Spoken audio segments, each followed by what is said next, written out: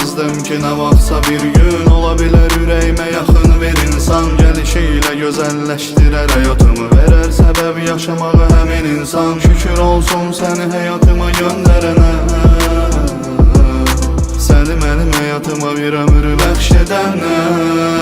Məni çözümdə bilmədən vurulmuşam sənə, gizlətmirəm kimsədən, aşık olmuşam sənə. Senle verək əl-ələ, gedək gözəl günlərə, söz verək ki sevgimiz dastan olacaq dillərə.